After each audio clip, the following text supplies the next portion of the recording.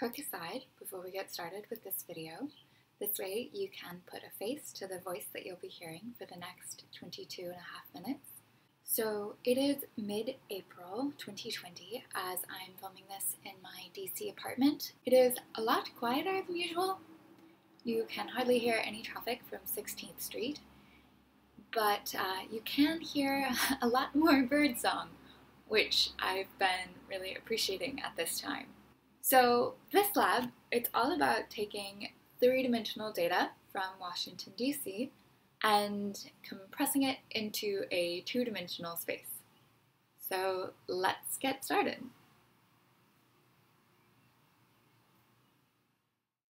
I chose to use this quote by Lewis Carroll, the author of Alice in Wonderland, to kick off this talk because it speaks to the paradox of the complete map. And this really encapsulates how difficult it can be to work with geospatial data.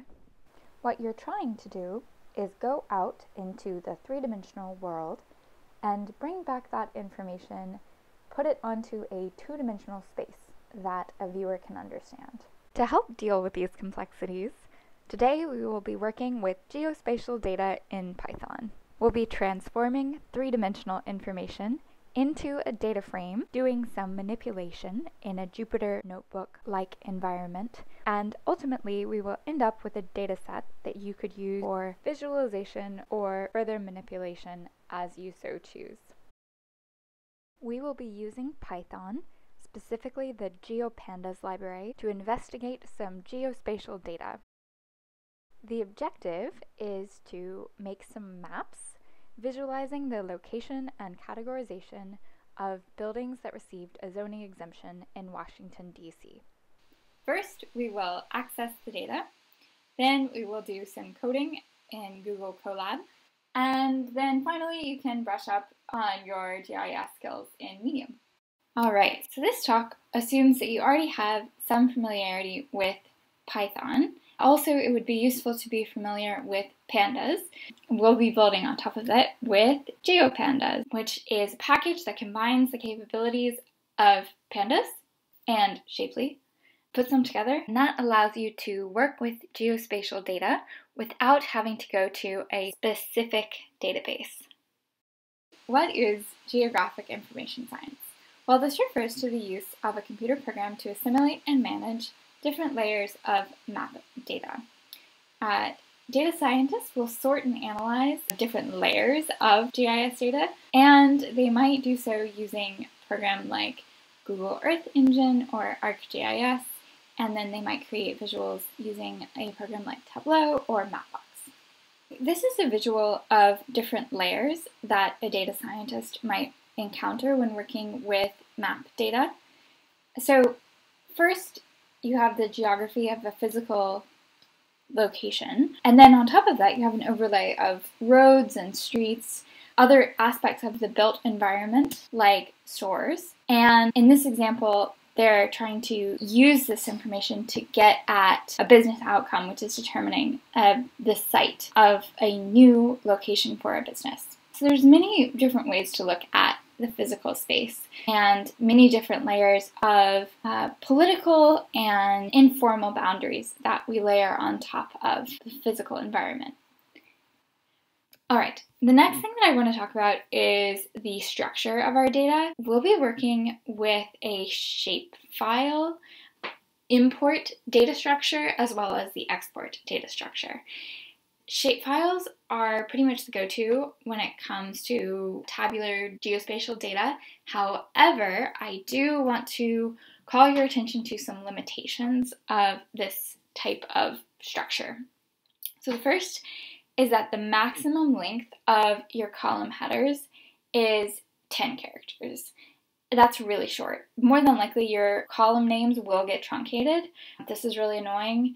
So just be aware of it. It's hard to make unique names that are 10 characters long and still descriptive. That is one of the requirements of shapefiles. Also, the maximum number of columns is 255, but then the maximum length of the text field is 254.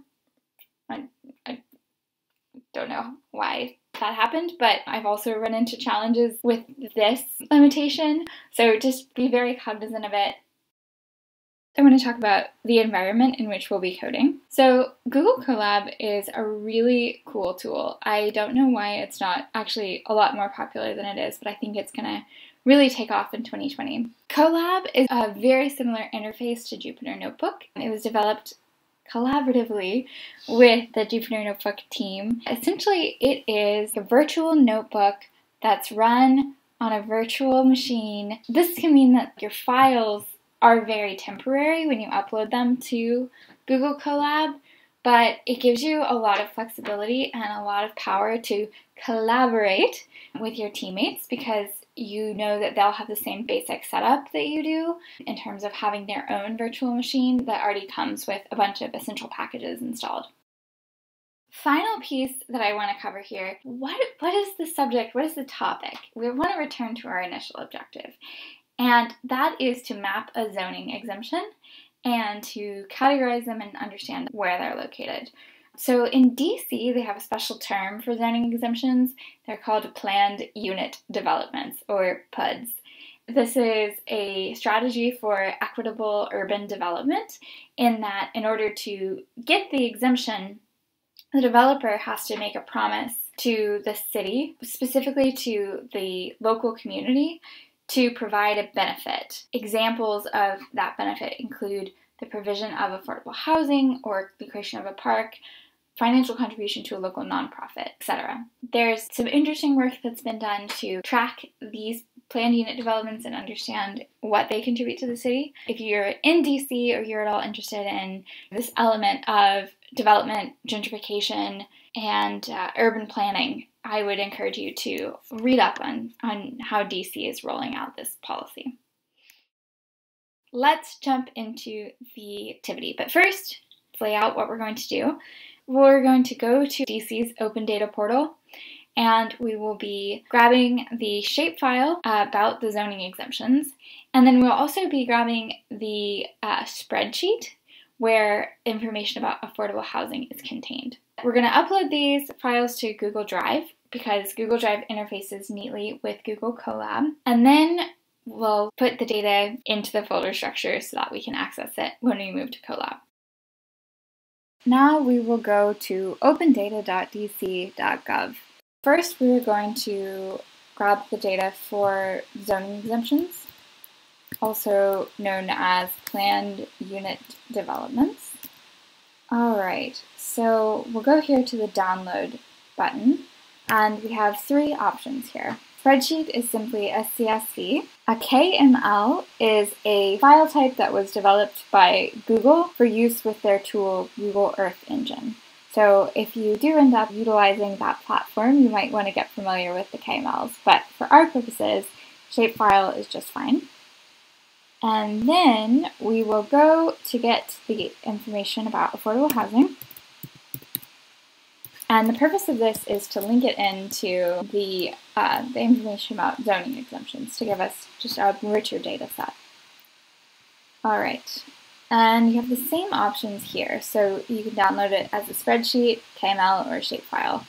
Typically, you would download this as a shapefile, but for the purposes of demonstration, I'm going to download as a spreadsheet because I would like to show you how to take geographic coordinates, so latitude and longitude, and then turn them into a geometry column that you would need to export this CSV file as a shapefile. So now I'm here in my GIS folder. I'm going to create two additional folders here. One of them is going to be called Data, and the other one called Viz. Next, you will upload into your data file all of the data sets. So there should be a bunch of files for the shapefile, a bunch of shapefile components, as well as the affordable housing CSV. And then there's another file up here, the zoning crosswalk. And I'll provide a link to this. Basically, it is a file that I made to line up the DC zoning codes with plain English. Now we have this set up, we can actually create a new Colab notebook here from this more set of options. So So we are now in Google Colab, and I mentioned that this is a virtual environment on a virtual machine. So one of the great things about Google Colab is that the virtual environment, it isn't a blank slate. It actually comes with a lot of packages pre-installed that you would need in order to work with data. I'm going to explore that now using the pip command. It mirrors the functionality of a Jupyter notebook. We can write to the terminal using this exclamation point and type pip freeze to see all the packages that are on this virtual machine. And then to run a cell, you can press Control and Enter. You can see alphabetized all the packages and the package versions. Let's go up here and we'll find pandas. This is quintessential to working with Python. Some of the geospatial packages are kind of more specialty packages, so we'll need to install those. We can press this button here to minimize the output of this cell and add a new code block. So while this cell is running, I'm going to talk through what this code does. So this first line you might not be familiar with if you're usually a pip user, but the apt-get command is specific to the Linux environment. That is the system Colab is mirroring. You're running on a virtual Linux server. Yeah, so it's going out and it's getting this package, which is a dependency for rtree. And rtree is a dependency for GeoPandas. And this package, rtree, is what enables geospatial join, which we'll see here in a minute. It's a bit finicky, so I will add some instructions for installing this on your local machine if you want to replicate this analysis on your own environment. Everything has successfully downloaded. And next, we're going to bring in the packages that we'll be using for this demo. So we have pandas, GeoPandas, Shapely, and rtree. I also like to set the max columns to none. This way you could visualize all the columns in a data frame. When you have a longer data frame with a lot of fields, I find that it's useful to be able to just scroll and see them all. So now we're going to set it up so that our Google Colab is interfacing with Google Drive as the file system for this notebook. Go here to click on the link. So what this does is it authorizes file sharing, and it'll give you a code that then you'll paste back into the Google Colab notebook. I also want to set up a root file path so that we don't have to go typing in that information every time. If you set up your file structure the way that I did, then this variable should work fine when we go to import our data. Next up, we're going to import a file using GeoPandas. So this function will bring in the shape file for the planned unit developments as a GeoDataFrame. What we're doing here is initializing a coordinate reference system. So this will tell GeoPandas how this shapefile interacts with other shapefiles. All right, so now let's take a look at the PUD's GeoDataFrame. Okay, so here it is. You can see the class is GeoPandas GeoDataFrame, and then each of the columns in the data frame is listed here, and we have it as our last column this geometry type. So more on that in a minute, but this is what enables the geospatial manipulations and visualization. All right, we're going to bring in our regular pandas data frames, our two CSV files. One is the affordable housing data CSV, and the other is that crosswalk that I was telling you about. So I just want to show you how this is different and where we're going to transform this non-spatial file into a spatial file. As expected, it comes through as pandas data frame. You have this X and Y column, so your X column is longitude and your Y is going to be latitude. So where we're going is we'll be wrapping this information into a Shapely point object and then transforming that into the geometry column. And once you've done that, then this affordable housing CSV data frame is transformed into a GeoData frame, and we can link it with the PUD's zoning exemption file to create a richer data set. And that is what we're doing in this cell. We have in X and Y and turned them into this point shape, and then initialized this data frame with the same coordinate reference system. So once again, let's take a look at the affordable housing data file. It is also a GeoData frame. We also have this geometry column at the end. Our next goal is going to be to join these two files. So taking the PUDs table on the left and joining it with the affordable housing table based on how these two sets of information intersect. And we'll be keeping all of the rows on the PUD side and only keeping the rows from the affordable housing where they intersect with the physical location of the PUDs. So now let's take a look at how this data frame comes through. As we were expecting, this combined GeoData frame with GeoData frame produces a GeoData frame. On our left, we'll have all of the columns related to the PUDs. On our right, we have some columns related to the affordable housing, only the projects that are located at the same place as a zoning exemption.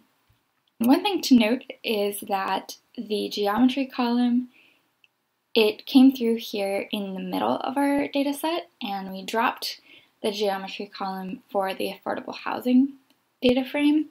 This is because any single GeoData frame can only have one column with this geometry type, and because we did a left join, we kept the geometry for the PUDs and we dropped the information about this XY point for the affordable housing rows.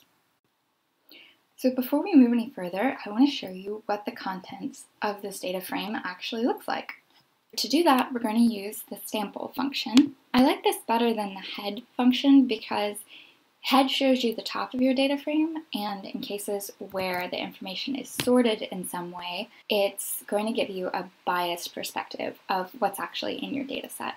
So what sample does is it goes and it gets 3 random rows. This max column width argument, this sets the maximum display character length for any given cell. Cool, so here we see 3 random zoning exemptions from our data set. Here we have the zoning category and our geometry column. The information about where the edges of the zoning exemption are located in space, that's contained within this polygon. These floating point numbers represent the vertices. Alright, so now let's take a look at all the columns in our combined data frame where there's information for the PUD as well as for an affordable housing project. And this should give us the full list. Based on the way that we joined our data, we should have 80 records in this list. Now, the final data manipulation step is that we're going to merge the data frame with the zoning category information. That came through in a separate CSV, which you can download from the Google Drive link in the comments. So we're going to take our data frame that we were just looking at, and we're going to merge it with this zoning cat data frame. So this is just your standard pandas left join. It's a bit different than the geospatial join that we saw a few cells up. Alright, so now let's take a look at PUDs info. Most of our PUDs are commercial, and then there's a bunch that are other/mixed use.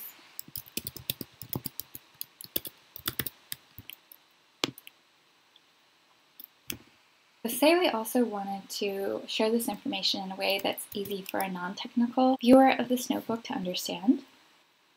You can print the total count of PUDs, 300, total PUDs offering affordable housing, 80. Now we'll get into the mapping step. So with GeoPandas, you can do this very simply by just calling one single line of code, the plot function on a GeoData frame. Plot based on the column that we want to end up as our legend. That's what this part of the arguments are telling us. So now we have this cool map It looks like a lot of the smaller by land area PUDs are commercial. Some of these large ones are residential. That's kind of in line with what you might expect in terms of these being big apartment buildings. Now let's take a look at the information for just the PUDs that are also affordable housing projects. PUDs where the total affordable units is greater than 0, and we're plotting the affordable units, set the color to gray. So less information to work with here, but still interesting in terms of where our affordable housing is located. There's a lot more that you can do within a Jupyter notebook in terms of visualizing this data.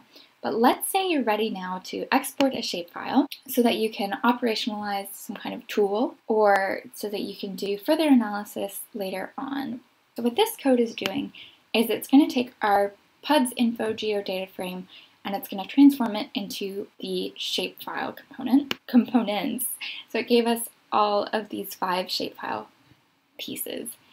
And it put them here in this files section. So it's kind of in limbo right now. It's not in our Google Drive yet. To get it there, we're going to write to the Colab terminal and we're going to say, okay, copy each of these shapefile components into Google Drive. So we'll put it into that viz folder. The reason I named it that is because if our goal is mapping, then we might want to stick this shapefile into an application like Tableau.